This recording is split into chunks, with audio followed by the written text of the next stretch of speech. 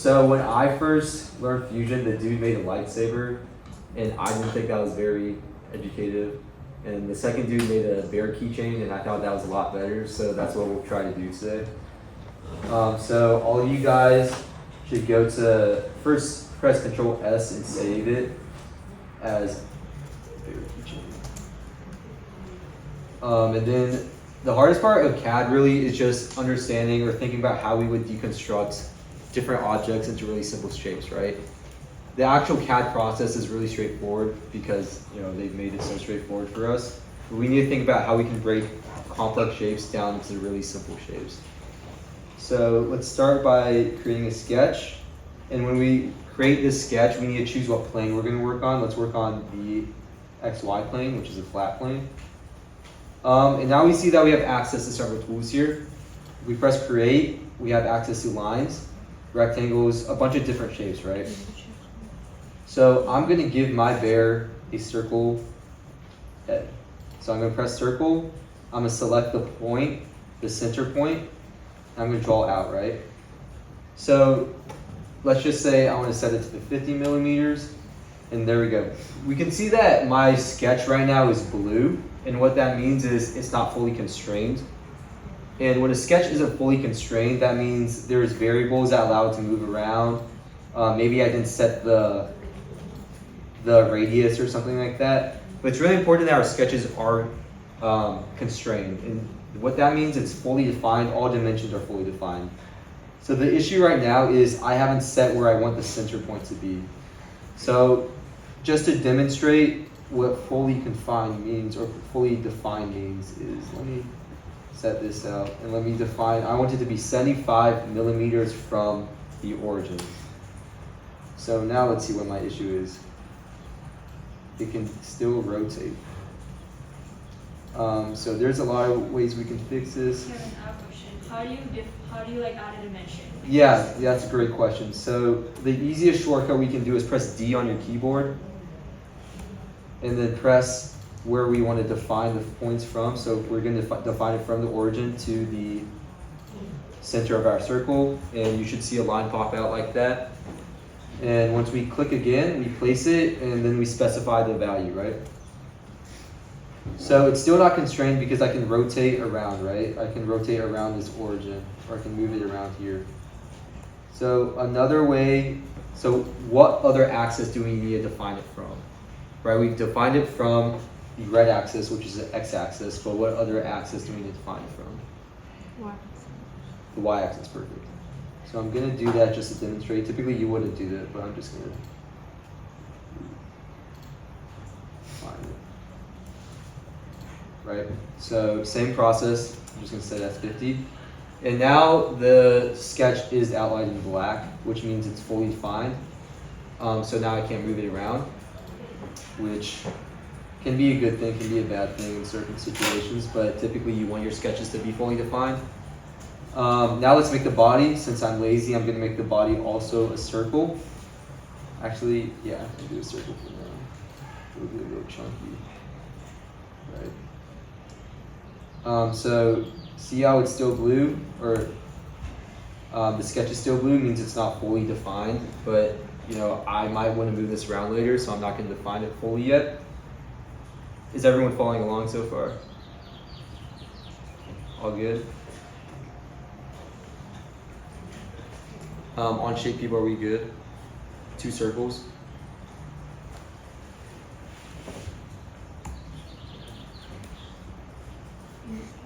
How do you delete a measurement? How do you delete the line? Yeah, so great question. You can just hover over it and then press backspace.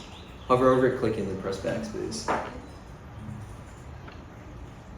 Like the measurement thing, is that, I don't know. Are you talking about like the thing I have highlighted right now? This thing? Yeah. Yeah, so just hover over it. Or if let's say we want to change it, right? You double click that value and you put 50. But if you want to actually just delete the whole value, you click it and then just press delete. Okay, is everyone got 2 circles down on the page?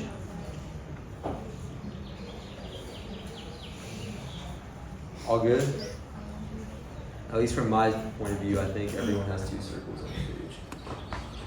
All right, so now let's give him arms, right? So I'm gonna come here, and I'm gonna click something called spline. Did everyone get there? I went down to create, spline, and fit point to spline. Right, what spline allows me to do is it allows me to define a bunch of points. And once I've defined those points, it uses some crazy mathematics and pretty much just makes curves so that it fits around the points I've defined. And if I want to alter that, I can change and move around these points. Right, so I can hold the points I've defined, move it around, and it will adjust accordingly. So does everyone have that so far?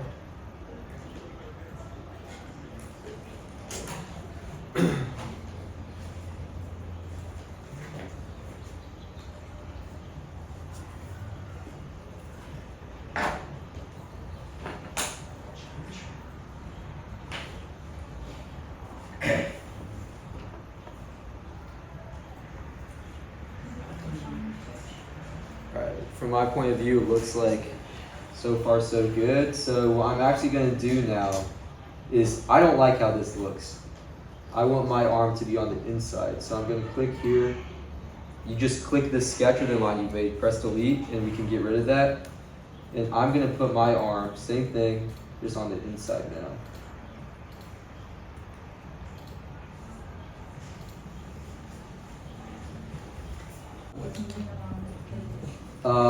So my bear also needs ears.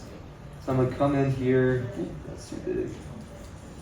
I'm gonna come in here and give him. Actually, let me zoom in a little bit more. I'm gonna click circle again and give him. How big of an ear should I give him? That ear like that. Okay, do you know what the dimension function for on shape is? Is it not D? So you can go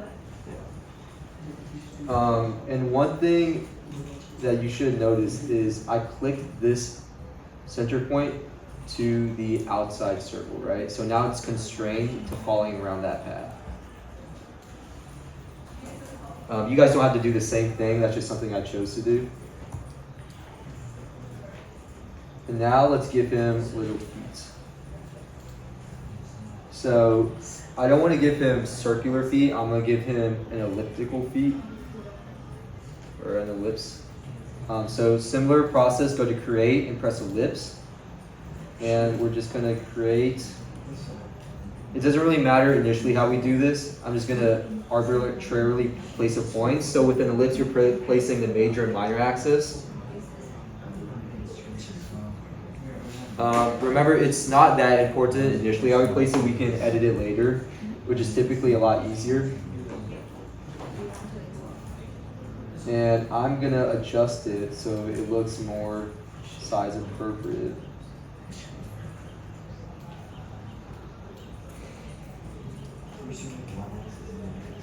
Alright. Now I'm going to give him the eye.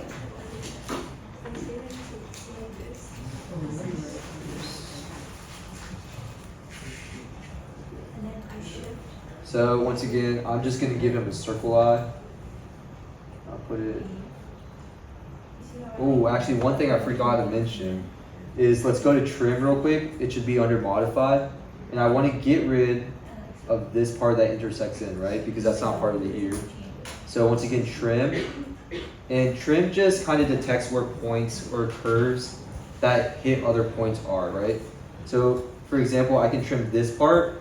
I can trim this part because it ends the curve with the outer circle. I can trim this part, but in this case, I'm just going to trim this part. To trim, you just press click with the trim, and it should be gone.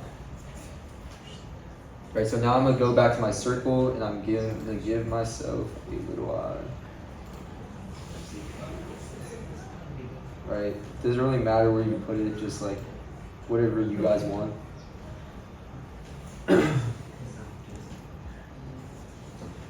Alright, and now there's a reason that I chose to only create half my bear. Those of you that have done your whole bear, that's okay. it's just like I want to create a process that simplifies everything down to a lot easier, and I'll show you why this is important. So go back to create a line, and let's make it a construction line. So you guys should all have a palette on your right hand side. And just click the left part on the line type, and let's just arbitrarily draw a line right through my bear. Now what I'm going to do is mirror the components that should be on both sides. So go down to create, and then we're going to click mirror. And I'm going to select the components that I want to mirror across my line. So I want the ear mirrored. I'm going to hold down shift, press down the eye, hold down shift, press down the arm, and then one last time for the foot. And then once you have that, let's go over to mirror line. And the mirror line is the line I just selected. So I'm going to click that, and you should see an outline of your new bear. Right, perfect. And then we're going to press OK, and it should finish up for us. So the reason why we create a mirror is because typically when you're doing more complex processes or sketches or objects, having a mirror allows you to change only one component and it will mirror it over, because the CAD software remembers that you mirrored it earlier. So we just don't have to do the same thing twice over. We're going to turn our bear from a sketch to an actual bear. So let's press finish sketch real quick, and let's press E. E just means extrude, which means we're going to give it a level of depth or height. So let's click our bear, and holding down shift, I'm just going to select all these components. Right? And so I'm going to give it a depth of 5 millimeters. So it should automatically show up as like a little box for you to fill in. If you don't see that, raise your hand real quick. Looks like we're all good. Once I press 5, I should press enter. And my sketch will disappear for a second, but it should generally look like a 3D bear now. Does everyone see that? Button just allows me to press multiple things at once. I'm going to left key down, hold it, and this should pop up. I'm going to select profile. Same thing over here, profile. Same thing over here, profile. I'm holding left button down, profile, right? I'm going to extrude it. Let's say I extruded it at 5 millimeters before. I'm going to extrude it 7 millimeters this time. And so the operation here is going to automatically choose cuts, because when you extrude it from the base layer, it's going to want to go through the object that we've already created. So I'm going to click here from the drop down, and I'm actually going to change it to join.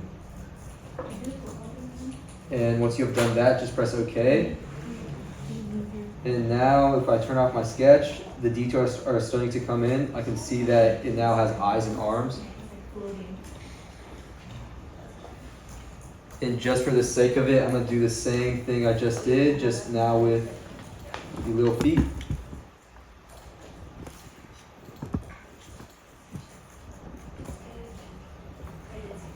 So I'm there, oops, I went the other way.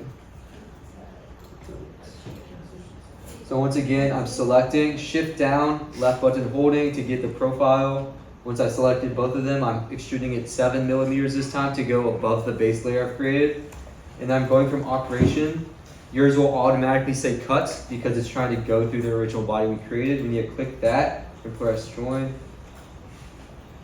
and press OK. And when I turn off my sketch, our bear will start to look like a bear. Not very, but we'll get there in a second. So now what I'm going to do is I'm going to give it a mouth. So I'm going to come and I'm going to press sketch again. And now I'm going to choose, instead of one of these layers, I'm going to choose the base layer that we created here. So just highlight over it and we should be able to sketch on here. So just sketch, and instead of clicking one of the panels, which would determine one of the original planes that we have set, X, Y, Y, Z, or whatever, I'm going to choose to sketch on the bear's base plane. After that, I'm going to give it another ellipse for a mouth. So I'm going to choose here, go here, and down. Right. I'm not sure what a bear really looks like, but I'm not sure they'd be happy with looking like this.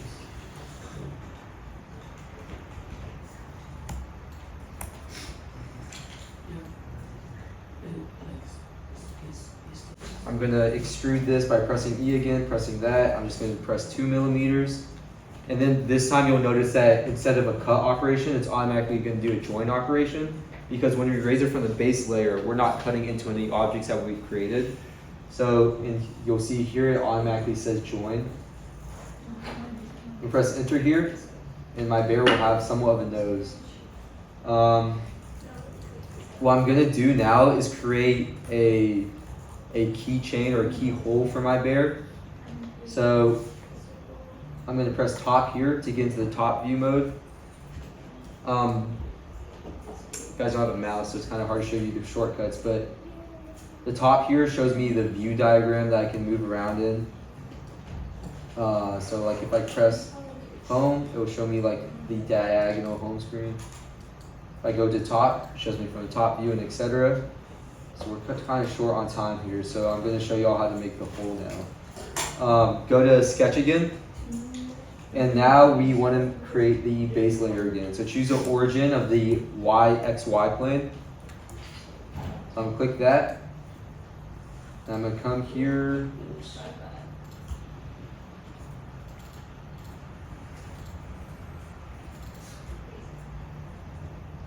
Come here, choose a circle, and I'm just gonna give a circle right here.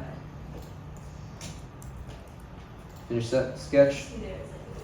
And now I'm gonna press extrude again.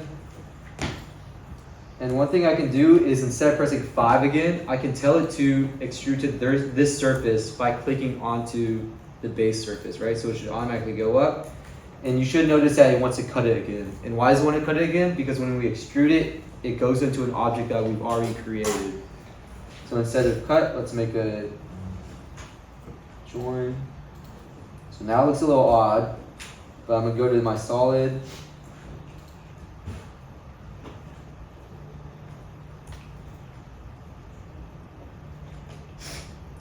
And I'm gonna go to create and hole. I should be able to just place one right here. You'll notice you can drag it around, and you should have a circle here highlighted. I'm going to click it to that. And I'm going to change the radius from 20 to something smaller like 3 or 5. Or I can even go larger in this case. So just choose a hole that fits, and once you press enter, you'll have a very basic keychain. So I'll go through that one more time. I'm gonna go down to create. I'm gonna choose hole. And if I just click somewhere right now, it will give me a little hole. This is the center of the hole, so I need to tell it to go to the center of my keychain hole. So I'm gonna drag it, and you should see that there's a white dot highlight here, and it should just want to snap to it. And then I'm gonna refer to the right-hand side. The right-hand panel tells me my dimensions of my hole. So yours might be too large, might be too small. What you want to go down to is this area right here. That tells me the diameter of my hole. And just change it so that it fits it. And once you do that, press OK. It should give you a nice size hole, and then you'll have a keychain. Very basic keychain. Our bear looks a little disfigured, but you should have something like that. Right, so this is a very preliminary introduction. Y'all will probably make boxes. And that will be pretty annoying to get into at the beginning, but some tips and understandings of how to make a box is you have to create a sketch, right? Any CAD really starts with a sketch. And so what would the base of a box be, right? It'd be a rectangle, so you're gonna draw a sketch of a rectangle and extrude that upwards to make a box. But yeah, just make sure your dimensions are constrained. And just try to break down any complex object that you're trying to make into easier objects so that you can either draw or that are basic shapes like boxes, cylinders, or spheres.